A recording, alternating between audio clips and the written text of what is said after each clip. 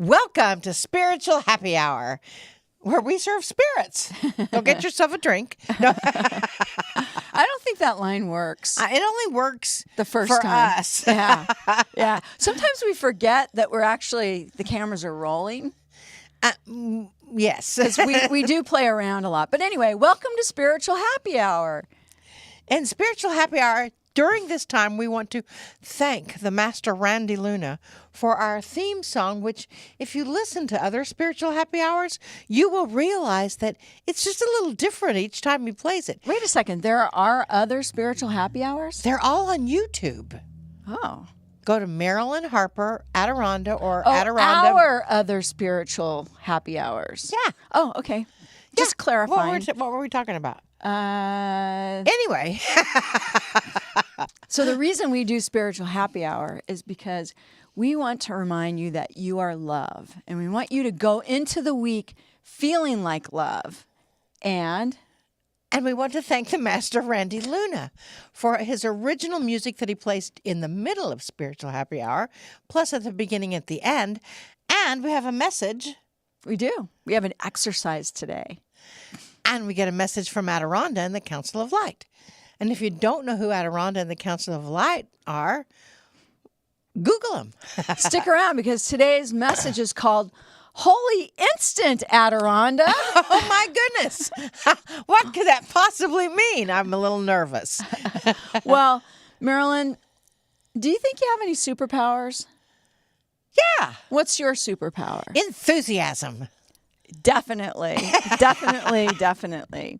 Well, in A Course in Miracles, which we often quote, lesson 38, it says, "There's nothing my holiness cannot do," which to me tells all of us that we have superpowers. Mighty and massive superpowers, and you have them too, and you have them too. I do, and so do you. And so do you. What do you think yours is? Anyone watching this right now, type it into the chat. Share your superpower with us. Because if you can nail today's lesson in your life, if you truly understand this single lesson, you've mastered the course. I love that. And you use your superpowers in the holy instant. Now, the holy instant is the moment that you thought you were separate from God. It's that fraction of a second when you choose to accept the energy of love over fear and unity, or being connected to everything, over separation, being alone in the world. The only reason the world stays the way it is because we focus our superpowers on what we don't want. Most of the world has a knee-jerk reaction based upon past programming and experiences that aren't always positive. And this happened to me the other day. I nearly missed the holy instant. But it wasn't for me. It was for Splash, the fish. Remember her? In Spiritual Happy Hour number 19, called What Size is Your Fish Tank? I introduced you to Splash, the little tropical fish in a tiny pet shop tank who dreamed of being a deep ocean champion swimmer. And if you haven't heard it, find it on YouTube and listen to it, because it's all about paradigm shifts and how to achieve your dreams. And Splash was having a really hard time figuring out how to become a deep ocean swimmer. She was doing all the right things, but nothing was working. The problem was the size of Splash's tank. It wasn't exactly the ocean. It was tiny, and she believed it was keeping her small and depressed. And her life kind of sucked because Splash didn't realize she could simply change her paradigm or her fish tank and become that deep sea champion.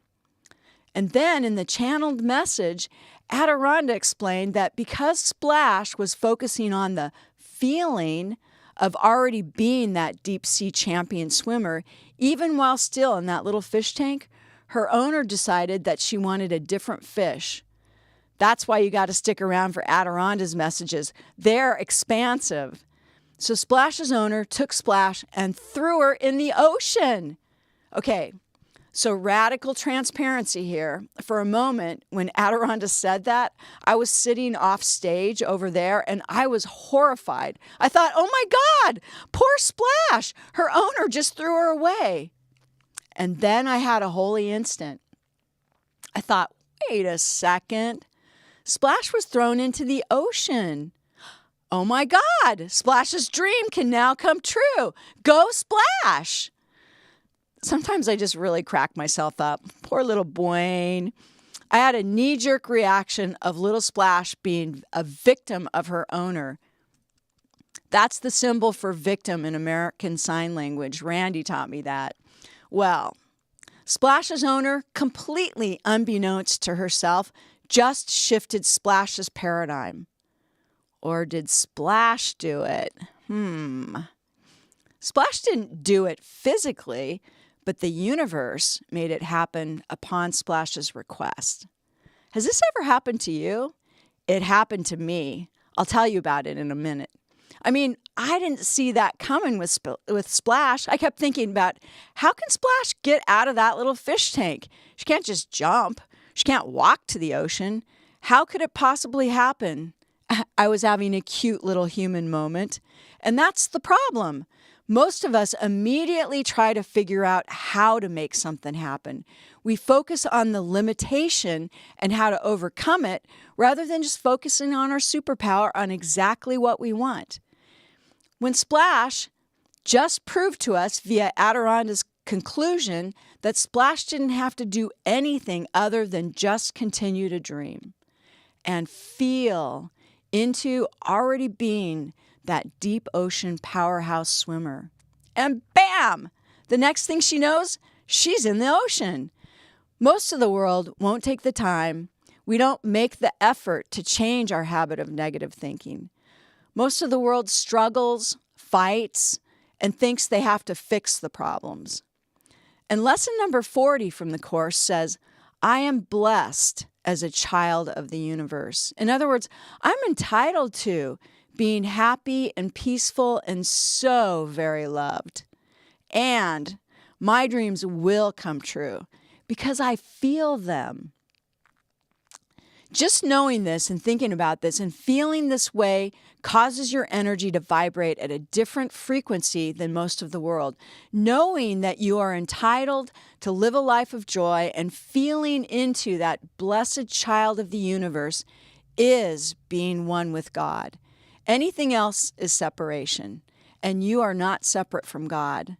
The Course says, the separated ones have invented many cures for what they perceive to be the ills of the world, but the one thing they do not do is question the reality of the problem.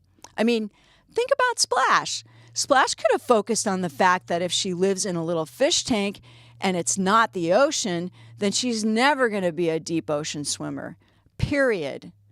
Now, in Splash's case, remember, the fish tank is just a metaphor for a paradigm. And paradigms are like umbrellas under which everything we do makes sense to us. They are, in fact, the reasons we do things the way we do them. So if Splash believed in her current paradigm that she's limited to a tiny fish tank, then she'd never realize her dream. It would be impossible. But in Adirondack's story, Splash wasn't focused on the fish tank. Splash focused on the dream and how it would feel to be a powerful swimmer in the deep ocean. In the Spiritual Happy Hour where I introduced you to Splash, the one called What Size is Your Fish Tank, I also gave you 4 steps to shifting your paradigm to get that bigger fish tank. If you know what they were, type them into the chat. This is interactive. Basically, they were step 1, tell yourself a different story. A better one, a positive one. Step 2, focus on how you'll feel when your dream has happened. Step 3, be grateful always. Everything has a silver lining. Look for it. See it as a gift. Gratitude is the abracadabra of the universe. And step 4, celebrate the wins, big and small. You've got the tools. And one of the things I mentioned in the last talk was that you must begin where you are right now. This is critical because if you don't believe the story that you're telling yourself, then you get the opportunity to change your beliefs and change your bracelet. And this doesn't always happen overnight. I don't know if I can do this while I'm holding this microphone. This is a process. This is tricky. It didn't immediately happen for Splash. She did all kinds of different programs. She read every book. She practiced diligently for years and years and years, and she never really became any better of a swimmer than she already was. So I'm guessing that from the time I introduced you to Splash to the time Adironda gave it a new, much better ending, Splash believed a different story about herself. Thank God for Splash. It didn't really matter that I questioned Splash's predicament of being thrown into the ocean, at least for that moment, because what I believe about Splash doesn't affect Splash's dreams. Splash has to believe it. And apparently Splash did. Good on Splash. In Greg Kuhn's book, Why Quantum Physicists Do Not Fail, which is where the first part of Splash's story came from, Greg offers a powerful exercise where you can figure out your true feelings about your dreams or desires, feelings that may actually be blocking you from that dream. If you've ever wanted something for a long time and like Splash, you've done everything you can think of to achieve it, but it still has not showed up in your life, you may find this helpful. I'll use myself as an example, and I'll use the word boyfriend. When I first left my marriage, I purposely spent a year not dating. I wasn't sure what I wanted in a relationship because I wasn't sure I knew myself yet. I definitely knew what I didn't want. Eventually, I did begin dating again, and I dated a few people, but quite often I'd find that when we were supposed to talk on the phone or go out, I really didn't want to. I'd rather just hang out with my girlfriends. They were fun. We laughed a lot, and I didn't feel responsible for them or like I had to entertain them. And after one last attempt at a relationship, I said, I think I'm good. Meaning, I don't really need a man in my life. I'm fine on my own. And I remember one day talking to Marilyn about it, telling her I think I just want to be on my own. I don't really want to be married again or even be in a relationship with a man. Then I said something that was key. I said, I just want to have fun. I want a friend, someone who likes the same outdoor activities I like. I want to play. I want someone to ride bikes with and to laugh with and to work on projects that I like with. And without actually thinking about it, I really felt it for a moment. I think even Marilyn could tell you that she witnessed me feeling it. And guess what? 2 weeks later, I met that person, Carl. I call him Carlicious because that's what he is in my life. Absolutely yummy.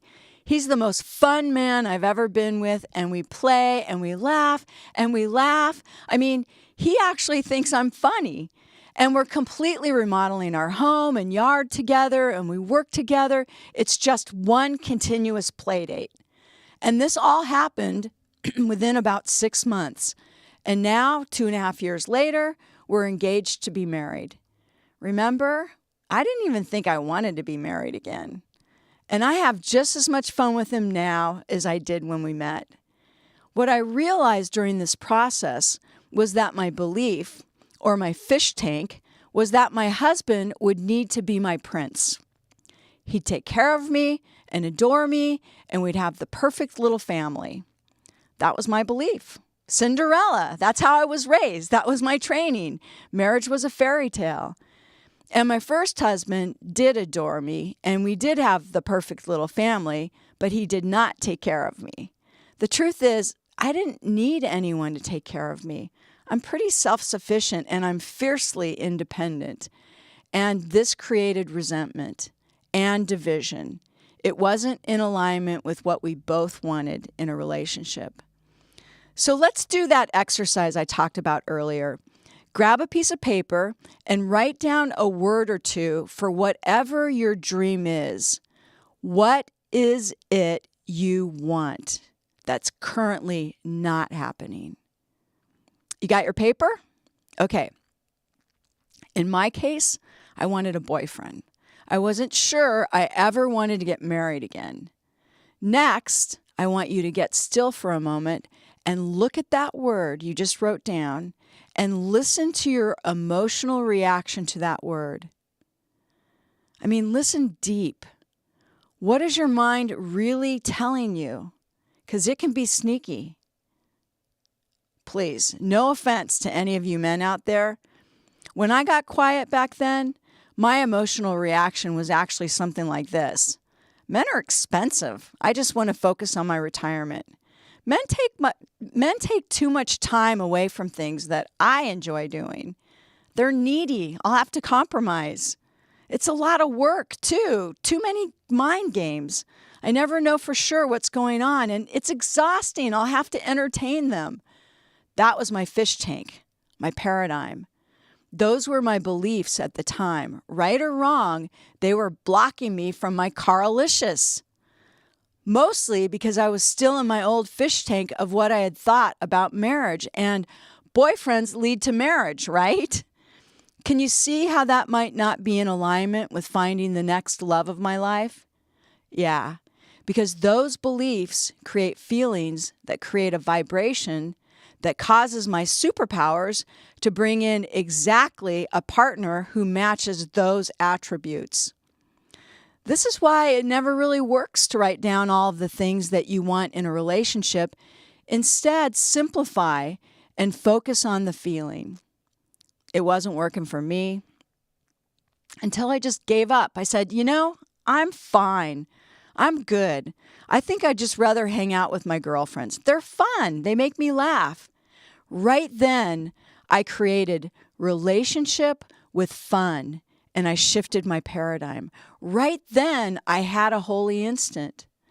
When I met Carl, my sweetie, I was not thinking of having a relationship. We were actually working together on a project, and it was during COVID. We were online streaming a program. I was producing, he was directing and streaming, each of us in a different location across the country. We were texting each other to check in on the progress of the program, and he started joking with me. I thought it was hilarious. It was a 3-day online program that we worked together on, texting, and by the end of the 3 days, I had so much fun. I had actually fallen in love over texts. Sounds crazy, right? We still have the text thread. I asked him if he wanted to have a virtual date because it was COVID and he was somewhere else, and he said no. He said, I want a real date. And 3 weeks later, during the pandemic, he got on a plane and came out to see me, and we've been together ever since. Single people ask me all of the time, how did you two meet? The funny thing is, he had decided to be single, same as me, a couple years earlier. He had been divorced for about 6 years, and his brother had asked him, don't you want to be with someone? Do you think you'll ever be in another relationship? And he said, no, I'm good. I'm really okay with being on my own. It's peaceful. You see, I think for both of us, we had quit trying to be in a relationship, and we both wanted peace. We wanted happiness, and we weren't seeing that possibility in a boyfriend or a girlfriend, even if that meant being on our own, and we were okay with that. And that's when it happened. Neither one of us were looking for an intimate relationship or marriage, but we were open to love. Nina Hagen said, we can change the world if we start trusting our own superpowers. I really believe that, and so does Carl. In fact, we both always have this stretchy blue bracelet on. It reads, everything is possible. And it works just like our awareness bracelets. And if you want one, just send an email to info@adironda.com and we'll send you one. You just pay a few bucks for shipping. If we find ourselves thinking a negative thought with anything in our world, like, I can't afford it, I don't have time, I'm overwhelmed, we just switch that bracelet from one wrist to the other because now we're aware of the negative thought. And we just sent a message to our brain that said, not on my watch. because we want to break the habit of negative thinking because we've experienced how mighty and massive our superpowers are. And the first step in breaking a habit is awareness. Then we feel into what we'd rather have. Fun! In practicing this every day, you become better and better about catching yourself in the holy instant. Remember the lesson. There's nothing your holiness cannot do. You have mighty and massive superpowers. If you nail this one lesson, you've mastered the course because you're blessed as a child of the universe and entitled to being happy and peaceful and already so very loved. You'll create those dreams. So right now, let's take a moment to center yourself, get comfortable, get quiet, and think about what you dream of that seems to be blocked. What word or words do you want to break through? And as you listen to the music of Master Randy Luna, see what kind of emotions come up for you around that word that you wrote down. Maybe it's time to tell a different story. And after that, Adironnda will have a special message for all of us.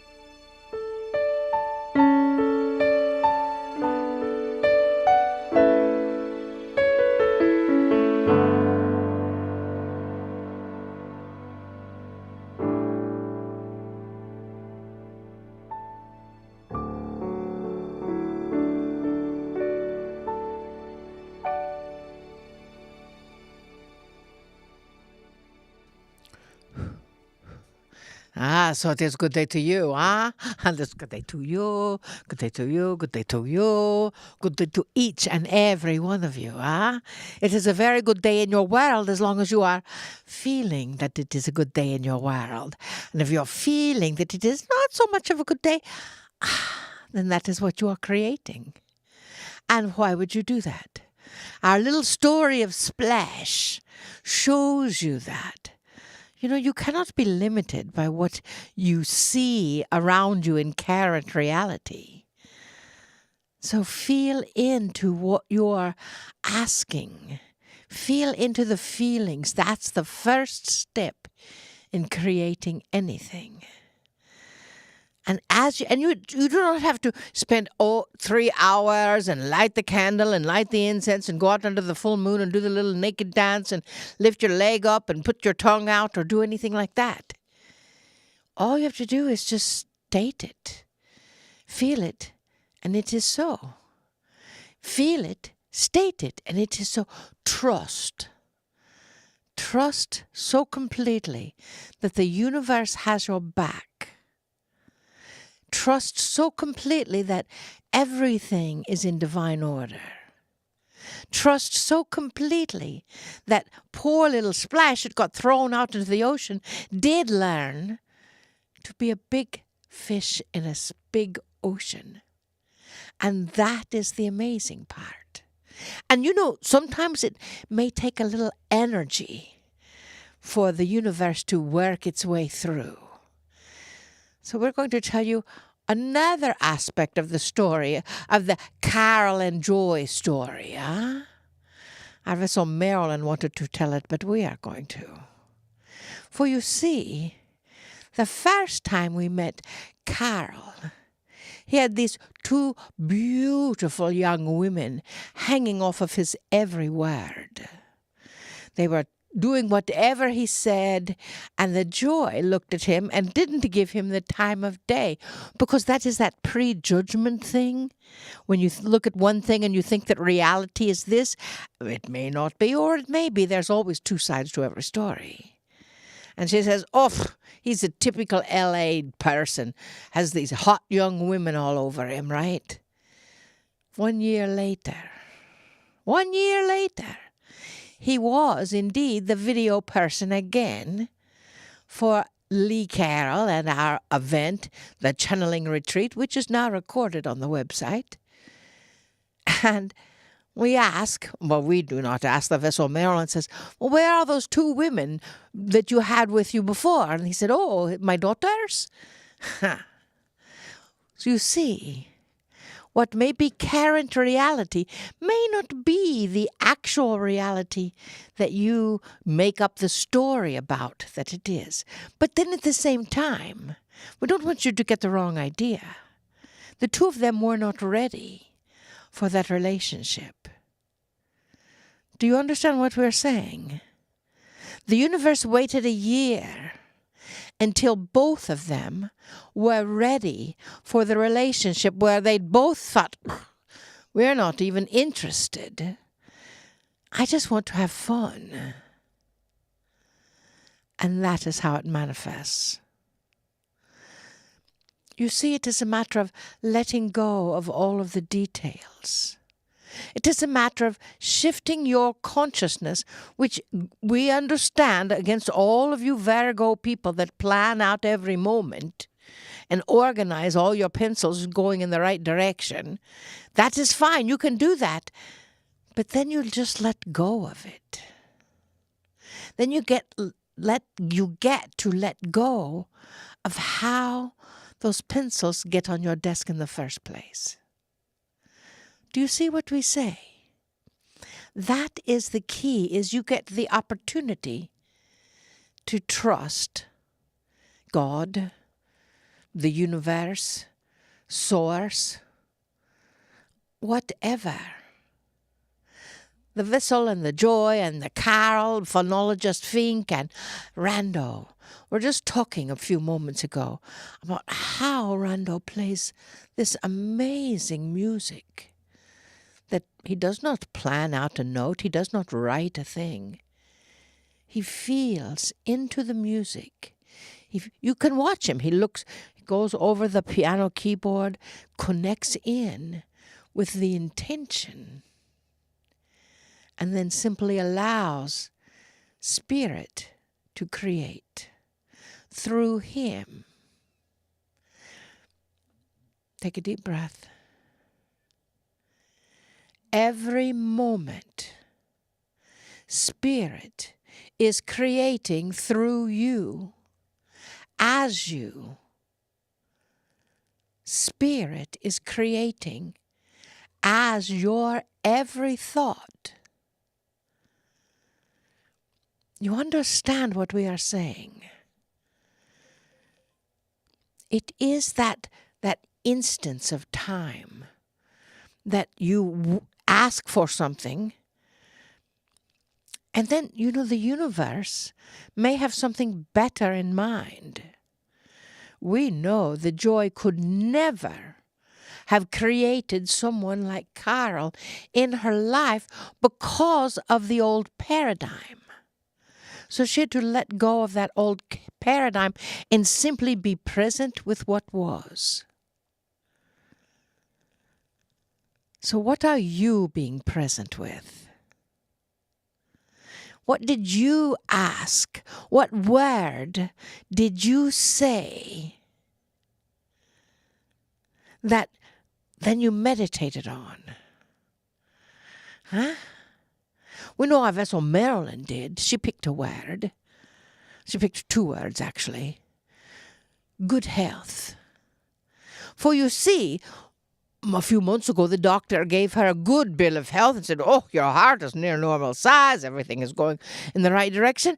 And so she sort of freaked out a bit. And she thought, well, if my heart is near normal size, why do I need this medicine? Why do I need this medicine? What is this for? So what does she need? Aha, this medicine, huh? You see what we say? Instead of saying, oh, I'm so thankful. Everything is moving in the right direction. We don't know what is coming of it. We don't know how it is coming through, but it is. That is the key. That is your wisdom. That is the wisdom of the source of all that is. That is indeed working step by step by step by step. Through you, to you, within you, and all around you. Put the key into the lock. Jump out of the fish tank. Jump into the big ocean. You will always find what is divinely best for you. For that is the divine plan. Oh, dearest beings of light, we love you so much. We see you, we know you, we feel you, each of you. We are you. And we bid you namaste. Namaste.